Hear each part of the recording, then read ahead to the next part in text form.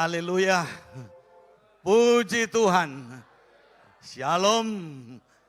Salam sejahtera dalam kasih Tuhan Yesus Kristus. Sekali lagi kami ingin mengucap syukur kepada Tuhan. Boleh melayani di tempat ini. Terima kasih kepada Bapak Ibu Gembala, Bapak Pendeta Yos Minandar, Bapak Wakil Gembala, Bapak Pendeta Jeff Minandar yang mempercayakan kami untuk melayani pada sore hari ini. Dari pagi tadi ibadah 1, ibadah 2, saya datang bersama dengan istri saya. Ya, biasanya saya bersama anak saya, tapi ditemani istri saya kali ini. Dan saya datang bersama dengan tim Flow, ya, pemuji penyembah yang ada melayani bersama dengan kami di gereja Pantai Kosta di Indonesia, Hagios Family, ya saudara. Terima kasih. Ini dari Ambon, ini dari Manado, ini dari Jawa, ini dari Medan, ini dari Tegal. Kita ada berbagai macam suku. Ya, saya ingat ketika banyak kumpulan orang di sorga, ya tuh. Dari berbagai macam bangsa, berbagai macam suku bangsa, kaum, keluarga-keluarga kecil, klan-klan yang kecil, dan segala bahasa.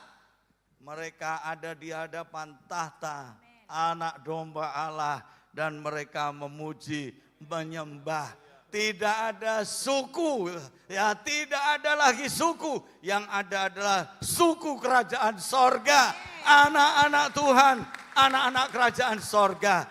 Sebab itu sekali lagi terima kasih untuk segala kepercayaan dan kehormatan yang diberikan pada kami untuk bisa berada di tempat ini, melayani Tuhan, melayani jemaat yang ada di GBDI Mahanaim. Segala pujian, syukur kami kembalikan hanya bagi Tuhan Yesus saja. Karena dialah Raja di atas segala Raja, Tuhan atas segala Tuhan, yang layak menerima segala pujian dan penyembahan kami.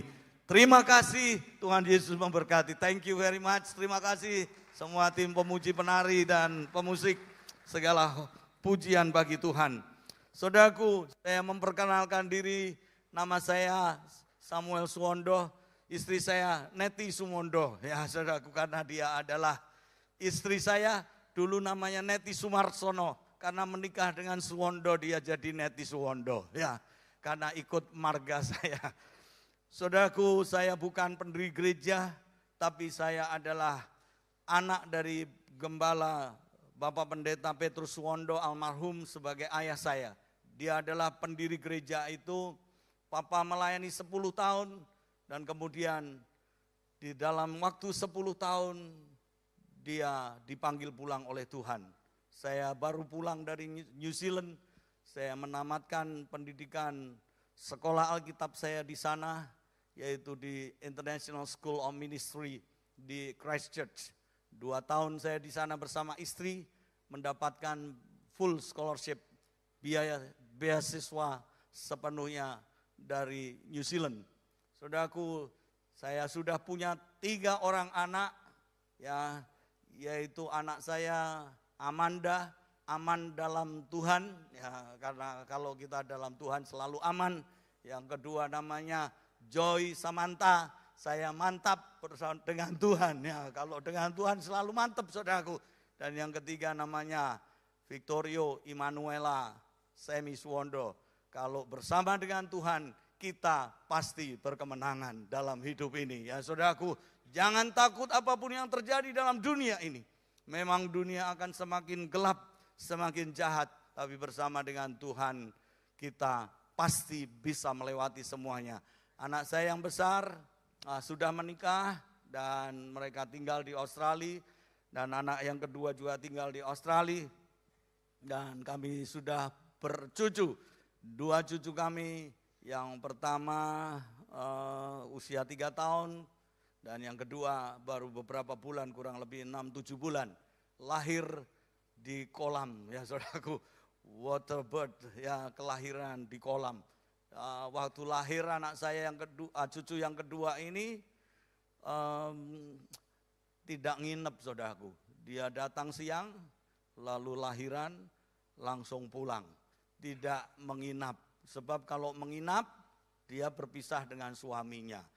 Daripada berpisah lebih baik pulang dan langsung pulang. Jadi kurang lebih sekitar beberapa jam saja. Siang baru kontak mau lahiran, malam sudah ada di rumah saudaraku. Kurang lebih 6-7 jam sudah begitu luar biasa. Saudaraku, semua karena anugerah Tuhan, semua karena kemurahan Tuhan. Kalau saya bisa melayani bersama istri, bersama anak-anak 36 tahun menjalani pelayanan yang ada. Saudaraku, kalau kami masih ada sampai hari ini bisa hidup, bisa bernafas, bisa melayani Tuhan semata-mata karena kasih karunia dan anugerah kebaikan daripada Tuhan Yesus Kristus saja. Puji Tuhan, sore hari ini saya akan berbicara tentang keluarga yang dipelihara Tuhan. Di tengah masa-masa yang sulit dan sukar seperti ini, biar hidup kita boleh mengalami pemeliharaan Tuhan. Di Alkitab ada 2 tipe orang. Yang satu tipe orang ini adalah membangun menara. Menara yang menjulang tinggi, kota dengan menara. Tolong slide-nya yang pertama. Membangun yaitu sebuah menara yang sangat tinggi, kota dengan menara yang menjulang ke langit. Lalu ditulis di sana, mari kita cari nama. Saudaraku, ini yang sedang terjadi saat-saat ini. Banyak orang sedang membangun menara. Banyak gereja sedang membangun menara. Cari nama supaya hebat, sukses, luar biasa. Dipuji orang, diagungkan oleh banyak orang. Tapi ada satu kelompok yang lain. Dia tidak membangun menara, tetapi membangun bahtera. Keluarga yang sederhana, namanya keluarga Nuh. Dia membangun bahtera. Saudaraku, pada sore hari ini, mana yang akan saudara bangun? Saudara membangun menara yang menjulang ke tinggi langit, supaya dipuji orang, karier hebat, sukses. Orang mengenal saudara, wow, disanjung dan dipuja, dikultus individukan. Hanya untuk nama pribadi. Atau saudara membangun bahtera yang bukan untuk kepentingannya sendiri, tetapi karena disuruh oleh Tuhan. Yang satu membangun menara yang tinggi hanya untuk kemasyuran diri sendiri tanpa Tuhan. Yang satu membangun bahtera, yaitu karena disuruh oleh Tuhan. Yang satu hancur menaranya, kacau, tidak pernah jadi. Yang satu bahteranya jadi dan dipakai untuk memelihara akan kehidupan rumah tangga ini. Nah, sore hari ini saya ingin berbicara tentang keluarga yang dipelihara oleh Tuhan. Bagaimana kita bisa hidup di tengah situasi yang sulit ini, boleh mengalami pemeliharaan daripada Tuhan. Mari kita akan membaca di dalam kitab Ibrani pasal yang ke-11 ayat yang ke-7. Ibrani pasal 11 ayat yang ke-7 ditulis demikian. Karena iman maka Nuh dengan petunjuk Allah tentang sesuatu yang belum kelihatan, dengan taat mempersiapkan bahtera untuk menyelamatkan keluarganya. Dengan taat Nuh mempersiapkan bahtera untuk menyelamatkan keluarganya. Nuh adalah seorang yang hidup bergaul dengan Tuhan. Dia seorang pribadi yang hidup benar, tidak bercela di antara orang-orang sezamannya. Kepala keluarga, suami, bapak yang takut akan Tuhan, jadi imam dalam rumah tangganya, selalu menyertakan Tuhan di dalam hidupnya, dekat dengan Tuhan. Dan karena kedekatannya dengan Tuhan, maka dia mengalami pemeliharaan daripada Tuhan. Sore hari ini, mari kita belajar dari kehidupan mereka, kehidupan Nuh, supaya hidup kita juga mengalami pemeliharaan Tuhan. Yang pertama, saudaraku, untuk dipelihara oleh Tuhan, kita harus tidak boleh kompromi dengan dosa. No compromise with sin. Tidak ada kompromi dengan dosa. Hidup saat ini adalah hidup yang jahat. Hidup yang rusak. Di semua lini, di semua bidang kehidupan. Mau bidang ekonomi, mau bidang politik, mau bidang sosial, mau bidang agama. Semuanya sedang dalam keadaan yang rusak. Saudaraku, Alkitab mengatakan inilah riwayat Nuh. Di dalam Kejadian pasal 6 ayat 9 berkata demikian. Inilah riwayat Nuh. Nuh adalah seorang yang benar dan tidak bercela di antara orang-orang sezamannya. Cara hidup, gaya hidupnya tidak sama dengan cara hidup, gaya hidup orang-orang pada zaman itu. Oh, mereka hidupnya rusak, mabuk. Kalau bahasa Jawanya itu ada yang namanya molimo. Mabuk, madon, maling, main judi, macok, madat. Ya, saudaraku, di gereja dekat rumah kami, di gereja sebelah kami itu tempatnya molimo. Itu sebelah gereja kami itu kompleks pelacuran. Kalau di Yogyakarta paling terkenal Pasar Kembang. Itu tempat pelacuran berabad-abad itu sudah, bertahun-tahun turun-temurun. Tempat orang molimo, madon, maling, macok, main judi, madat, mabuk-mabukan, semuanya semua. Yang maksiat ada di situ. Saudaraku, Nuh hidup di zaman yang seperti itu. Dan zaman sekarang adalah zaman yang sama. Zaman yang penuh dengan dosa. Di gereja, di rumah, di kalangan masyarakat di mana kita kerja, ada semua itu. Kita harus mengikut langkah Nuh.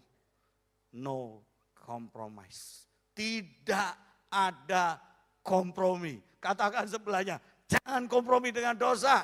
Ya, ini harus menjadi tekad hidup kita. Orang-orang GPDI, Mahanaim, anak-anak Tuhan harus memiliki tekad seperti itu. Tidak ada kompromi dengan dosa. Saudaraku, Galatia 5 ayat 19-20 berkata demikian. Perbuatan daging telah nyata, percabulan, kecemaran, hawa nafsu, penyembahan berhala, sihir, perseteruan, perselisihan, iri hati, amarah, kepentingan diri sendiri. Yang namanya dosa itu, saudaraku, adalah bukan hanya persundalan, bukan hanya perzinahan, bukan hanya percabulan, bukan hanya sekedar perselingkuhan. Banyak orang sekarang ini melakukan selingkuh sepertinya tidak selingkuh. Saudara. Dosa sudah bukan lagi sesuatu yang dianggap dosa. Orang aborsi sudah dianggap tidak lagi melakukan dosa.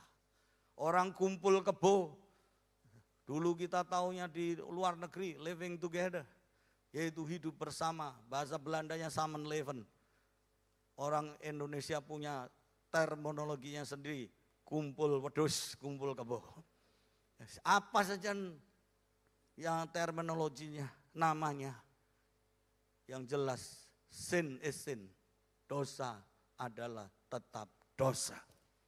Saudaraku, yang menjadi dosa bukan hanya itu. Ditulis yang lainnya. Perbuatan daging telah nyata. Yaitu ditulis di sana perkelenikan, perdukunan, tanya peramal, minta diramal nasibnya. Masih ada yang pergi ke tukang ramal, tukang guamia, apapun bentuknya sama dengan perzinahan. Dan yang lebih mengerikan adalah yaitu perselisihan, kebencian, akar pahit juga dikategorikan dengan dosa-dosa seperti itu. Malam hari ini, jika kita masih ada dosa kepahitan, sakit hati sama mertua, 7 turunan aku ora bakal kenal. Bertobat saudaraku, bertobat. No compromise with sin. Tidak ada kompromi dengan dosa. Nuh dan keluarganya hidup kudus dan tak bercacat celah. Saudaraku, kenapa gereja kami beri nama Hagios. Hagios itu mirip dengan Hugos, saudaraku. Hugos itu kafe dan tempat-tempat untuk minum-minuman. Waktu saya ditanya oleh jemaat ketika pulang dari New Zealand untuk melayani pekerjaan Tuhan di sana, di Yogyakarta, saya bingung mau dibawa kemana. Ditanyai sama jemaat, gerejanya mau dibawa kemana? Ya enggak tahu saudaraku. Saya baru pulang dari sekolah Alkitab, ketemu ayah saya cuma 2 minggu, udah dipanggil pulang Tuhan. Fresh from the oven, baru keluar dari sekolah Alkitab, enggak tahu apa-apa. Tapi Tuhan ingatkan, apa yang menjadi kerinduan hatiku sejak ketika aku masih remaja. Aku ingin hidup kudus Tuhan, tapi berkali-kali aku gagal. Dan Tuhan kasih itu. Tuhan kasih.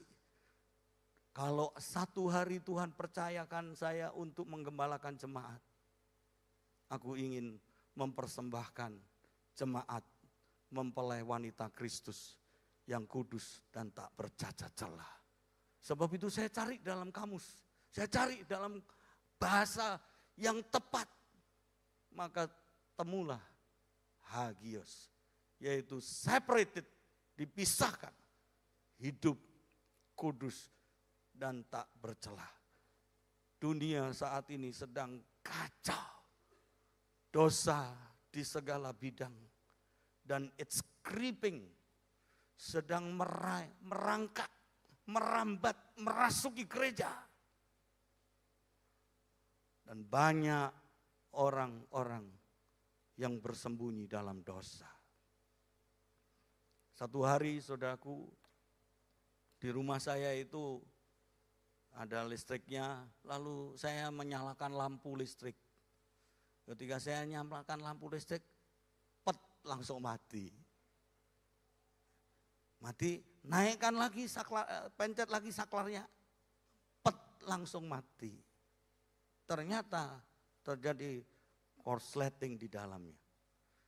Saya kerahkan pasukan, para pengerja pelai-pelai Tuhan, saya panggil, cari di mana ini, pasti ada penyebabnya. Semua tertutup saudara. Dan saudaraku di salah satu pojok itu ada plafon, di mana di situ ada seperti pralonnya.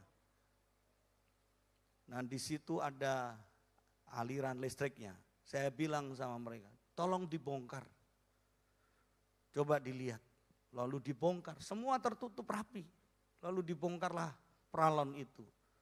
Ternyata di dalamnya ada seekor tikus. Ya, saudaraku. Dan tikus itu makan kabelnya. Dan dia menjadi penghantar. Sehingga setiap kali listrik dinyalakan mati. Setiap kali dinyalakan mati. Ternyata ada tikusnya. Dosa seringkali bersembunyi di tempat yang paling rapi. Tapi saudaraku, jangan lupa Tuhan tahu. Dimanapun kita menyembunyikan dosa, pasti akan dibongkar oleh Tuhan dan akan dipermalukan. Sebab itu sebelum Tuhan bongkar, mari kita akui hidup kita. Supaya jangan hidup kita mati karena ada tikus dosa yang menyelinap di hati kita, menghambat kuasa Tuhan, aliran Tuhan untuk menyala dalam roh kita. Yang kedua, saudaraku, jika kita ingin dipelihara oleh Tuhan, hiduplah seperti halnya Nuh. Kejadian pasal 6 ayat 9 mengatakan, dan Nuh hidup bergaul dengan Tuhan. Dan Nuh hidup bergaul dengan Allah. Yang kedua, intim dengan Tuhan. Dekat dengan Tuhan. Nuh adalah pribadi yang selalu ingin dekat Tuhan. Intim dengan Tuhan. Orang yang intim dengan Tuhan adalah orang yang selalu menyertakan Tuhan. Dalam setiap perencanaan, dalam setiap apa yang akan dilakukan, dia tidak akan mendahului Tuhan, tetapi mendahulukan Tuhan. Bukankah Alkitab mengatakan supaya kita selalu menyertakan Tuhan? Di dalam Yakobus ditulis bahwa kalau ada orang mau pergi ke suatu tempat hari ini atau besok di sebuah kota, saudaraku, biarlah orang itu jangan berkata aku akan melakukan ini, aku akan melakukan itu, aku akan berdagang dan kemudian mendapat untung. Sedangkan kamu tidak tahu apa yang akan terjadi. Hidupmu seperti uap yang sebentar ada kemudian hilang. Sebaiknya orang itu atau seharusnya orang itu berkata, hendaklah kehendak Tuhan yang jadi. Istilahnya dia menyertakan Tuhan. Hidup Nuh adalah seorang yang selalu menyertakan Tuhan. Di dalam kitab Kejadian 8 ayat 20, ketika air bah itu surut, ketika mereka ada di dalam bahtera dan ketika air bah itu surut, Nuh keluar. Dan ketika dia keluar bersama dengan keluarganya, yang pertama-tama dilakukan adalah mempersembahkan korban. Menyertakan Tuhan, mendahulukan Tuhan. Alkitab mengatakan, lalu Nuh mendirikan mezbah bagi Tuhan dari segala binatang yang tidak haram dan dari segala burung yang tidak haram. Diharambilnya beberapa ekor, lalu ia mempersembahkan korban bakaran di atas mezbah itu.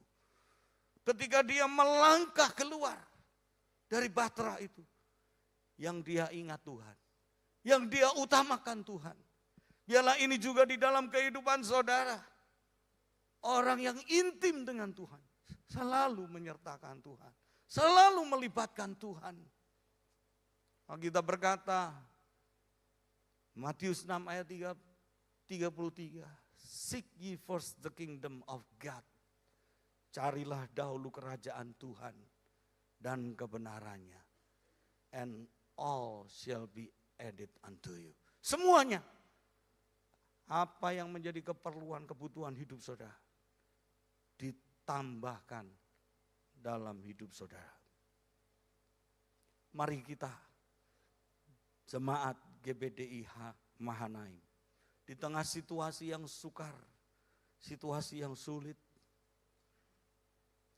mari kita dekat dengan Tuhan. Hanya dekat dengan Tuhan hati kita tenang. Apalagi kita mendahulukan Tuhan, mengutamakan Tuhan. Pasti Tuhan yang akan pelihara hidup saudara dan saya.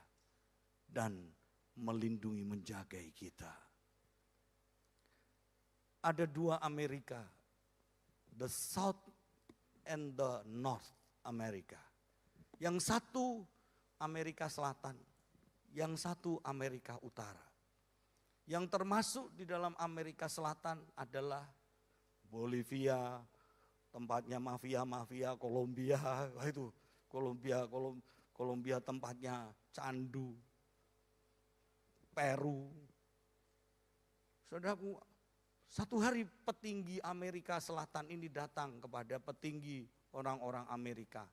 Dan dia bertanya, kenapa Amerika Utara lebih maju dan lebih diberkati oleh Tuhan? Saudaraku, Amerika Utara itu Amerika itu sendiri, saudara. Amerika Serikat itu termasuk di dalamnya Amerika Utara. Ada Los Angeles, ada Washington DC sebagai ibu kotanya. Dan saudaraku, ketika ditanya, ternyata saudaraku jawabannya adalah karena para pendahulu dari Amerika Selatan, orang-orang Spanyol itu ketika datang ke Amerika Selatan, yang dicari adalah gold, emas. Yang diutamakan tuh golek emas, cari emas. Sedangkan para tua-tua, pelopor-pelopor dari Amerika Utara, orang-orang Inggris, yang dicari adalah God. Beda tipis peti ya saudara. Yang satu carinya emas, gold, yang satu carinya God, Tuhan. Tidak heran maka Amerika Utara lebih diberkati Tuhan. Saya percaya itu sesuai dengan janji firman Tuhan. Kalau kita mendahulukan Tuhan, maka kita juga akan dipelihara Tuhan dan diberkati oleh Tuhan. Saya tunjukkan gambar, ini adalah gereja di mana kami melayani. Yang satunya ada, gambar yang lainnya tidak ada. Saudaraku, saya tinggal 17 tahun di pastori.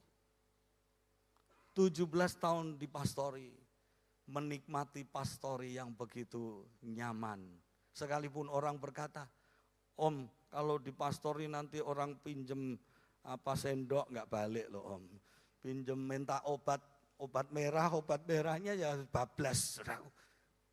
Tapi kita enjoy saja 17 tahun. Saya berkata sama Tuhan, sebelum rumahmu jadi Tuhan, saya tidak akan punya rumah. Saya ingin menyediakan untuk yang terbaik untuk Tuhan. Ya, puji Tuhan saudaraku, setelah 17 tahun, karena tempat itu dipakai juga untuk sekolah, akhirnya saya boleh keluar dari pastori. Tapi yang utamakan adalah utamakan Tuhan. Semua jerih lelah, pelayanan, berkat, saudaraku, untuk pelayanan, untuk pekerjaan Tuhan. 36 tahun saya mengabdi sampai hari ini. Saya dipelihara oleh Tuhan bersama dengan istri dan anak-anak. Saya percaya setiap di dalam pengambilan keputusan, apapun yang saudara lakukan, dari kuliah, dari kerja, dari cari teman hidup berjodoh, cari jodoh, dari segala macam, apa yang saudara kerjakan, kalau engkau sertakan Tuhan, pasti akan Tuhan buat berhasil untuk kemuliaan namanya. Oleh kemurahan Tuhan, saya dipercaya membangun klinik, membangun apotek, sekalipun sekarang sudah tutup 15 tahun karena kena BPJS. BPJS kita tidak bisa bersaing, kalah. Ya udah, kita selesai. Setelah 15 tahun kita bangun klinik, kita bangun akan apotek, kita dirikan apotek, kita bangun sekolah. Sampai hari ini sekolah masih berjalan. Kita punya sebuah sekolah Hagia School of Life. Ada kurang lebih 150 anak di dalamnya. Dari TK, SD, SMP, sampai mereka boleh lulus ke luar negeri, ke Korea, Hong Kong, Amerika. Semuanya karena Tuhan. Semuanya karena kita melibatkan Tuhan. Tidak ada satu proyek pun yang Tuhan tidak selesaikan. Karena kita mengutamakan Tuhan. Saya berdoa dalam hidup saudara, di tengah situasi yang sulit, situasi yang sukar, selalu dekatlah dengan Tuhan. Gandol Gusti, ya, gandol Gusti itu pegang erat-erat Tuhan, Yesus Kristus. Libatkan dia, maka Tuhan yang akan meratakan jalanmu dan menyediakan yang saudara perlukan. Yang ketiga saudaraku, yang terakhir, Nuh beribadah dan melayani Tuhan bersama dengan keluarganya. Kejadian 6 ayat 18 berkata demikian. Tetapi dengan engkau aku akan mengadakan perjanjianku. Dan engkau akan masuk ke dalam bahtera itu. Engkau bersama-sama dengan anak-anakmu dan istrimu dan istri anak-anakmu. Kejadian pasal 7 ayat 1. Lalu berfirmanlah Tuhan kepada Nuh, masuklah ke dalam bahtera itu, engkau dan seisi rumahmu. Sebab engkaulah yang kulihat benar di hadapanku di antara orang zaman ini. Ayat yang ketujuh. Masuklah Nuh ke dalam bahtera itu bersama-sama dengan anak-anaknya, istrinya dan istri anak-anaknya. Karena air bah itu. Lalu pada hari itu juga masuklah Nuh serta Sem, Ham, Yafet anak-anak Nuh dan istri Nuh dan ketiga istri anak-anaknya bersama-sama dengan dia ke dalam bahtera itu. Waduh, ini yang luar biasa. Nuh tidak masuk bahtera sendirian, tapi dia mempersiapkan istri, anak-anak, mantu-mantunya melebu bareng kabeh. Where are your husbands? Di mana suamimu? Di mana istrimu? Di mana anak-anakmu? Jangan sampai saudara hanya masuk ke dalam bahtera sendirian. Saudaraku, kalau hari ini engkau datang seorang diri, mungkin suamimu belum kenal Tuhan. Datang pada Tuhan, meratap pada Tuhan. Supaya jangan sampai apabila Tuhan datang menghukum dunia ini, mereka terhilang dan berpisah selama-lamanya dengan saudara. Nuh bukan orang yang egois. Dia tidak sendirian. Tapi dia ajak istri, anak-anak, mantu-mantune sekalian. Waduh, luar biasa. Saudara. Mungkin waktu bangun bahtera itu ada yang bawa paku, ada yang menyediakan kayunya, ada yang pukul besinya, ada yang menyediakan kopinya. Tapi semuanya terlibat. Tidak ada seorang pun yang tidak terlibat. Seluruh keluarganya masuk dalam bahtera. Seorang yang bernama Chris Manusama, dia berkata demikian. I thank God, aku berterima kasih pada Tuhan. Karena aku lahir sebagai orang Kristen. Karena ayahku seorang Kristen. Sehingga aku boleh dikenalkan Tuhan. Saudara yang dikasih oleh Tuhan. Jangan sampai saudara hanya masuk sebagai ayah sendirian. Jangan saudara hanya masuk ke dalam bahtera hanya sebagai seorang ibu sendirian. Bersama keluargaku, kata Yosua, aku akan beribadah pada Tuhan. Alangkah indah ya kalau kita bisa bersama-sama di rumah Tuhan, menyembah, memuji, melayani Tuhan. Dan ketika Tuhan datang, kita masuk dalam bahteranya, kita masuk di dalam kemuliaannya bersama dengan keluarga kita. Jangan bangun menara, bangun bahtera. Seorang yang bernama Chun Johan Wahyudi. Ini pemain bulu tangkis di era 80-an. Johan Wahyudi ternyata seorang yang cinta Tuhan. Pemain ganda Indonesia yang sangat hebat. Mereka menjuarai All England 6 kali. Johan Wahyudi orang Malang. Dia berkata kepada anaknya Paulus, wherever you go, kemanapun engkau pergi, bekerja di luar kota sebagai desain, membuat desain-desain. Dia mengingatkan, jangan pernah lupa untuk beribadah pada Tuhan. Adakah saudara juga mengingatkan anak-anak saudara? Adakah saudara tahu di mana mereka berada? Saudaraku, Johan Wahyudi menasehatkan anaknya untuk cinta Tuhan, untuk beribadah, melayani akan Tuhan.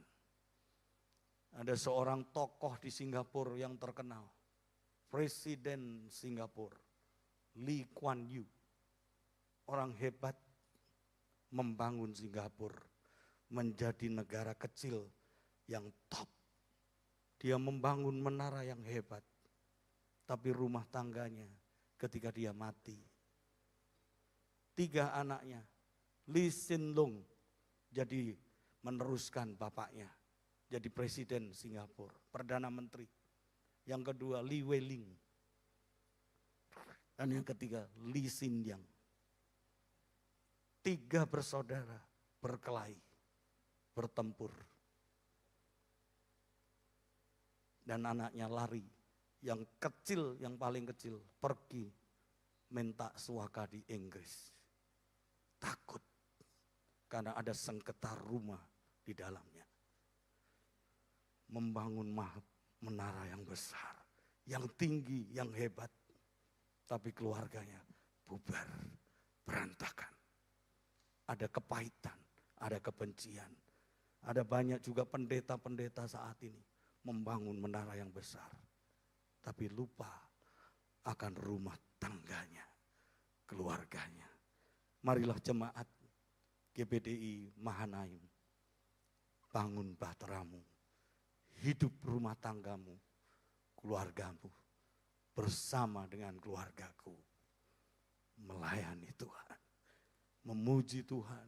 Saya bersyukur saya dikaruniai 3 orang anak, mantu-mantu. Mantunya baru 1, saudara. Tapi cinta Tuhan dan melayani Tuhan. Apa yang lebih indah selain ada di rumah Tuhan dan bisa melayani Tuhan. Saya undang pemuji, penyembah, pemusik untuk maju ke depan. Mari kita datang kepada Tuhan. Saya bersyukur kalau boleh berterima kasih. Saya selalu berterima kasih pada ayah saya. Papa, kalau menghajar saya keras sekali, saudara. Saya itu kalau diajar pakai sapu lidi atau selang atau kemucing, saudara. Karena saya ini nih disebutnya setan cilik, saudaraku. Sama tetangga saya dinamainya setan cilik. Ya sekarepmu lah, terserah mau setan cilik, ya puji Tuhan. Tapi Tuhan mengubah hidupku menjadi hamba Tuhan. Ayah saya mengajari saya untuk cinta Tuhan. Setiap waktu saya disuruh sekolah minggu, tidak boleh absen. Sekolah minggu, pergi ke gereja. Saya ini sukanya catur, saudaraku. Tetangga saya juara catur DIY.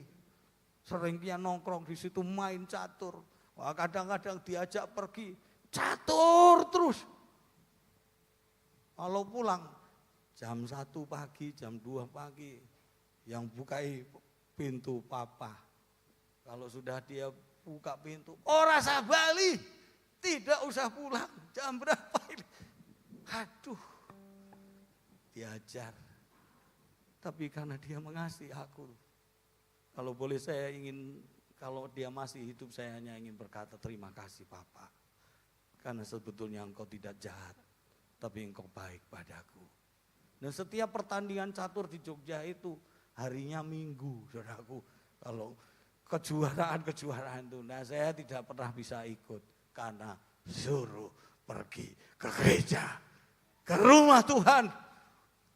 Ya jadinya besar seperti ini, ada di rumah Tuhan, melayani Tuhan. Sebab itu saudaraku, mari kita persiapkan hidup. Jika saudara rumah tanggamu ingin dipelihara Tuhan di situasi saat yang sulit ini, yang pertama, do not compromise with sin. Tidak ada kompromi dengan dosa. Yang kedua, intimlah dengan Tuhan, dekat Tuhan, selalu menyertakan Tuhan, utamakan Dia, maka semuanya akan ditambahkan padamu. Tuhan akan peliharakan hidupmu. Dan yang ketiga, saudaraku, bukan hanya kita intim dengan Tuhan, tapi mari kita beribadah, melayani Tuhan, bukan sendirian, tapi bersama dengan istri, anak-anak, mantu-mantu, cucu-cucu kita untuk memuliakan nama Tuhan.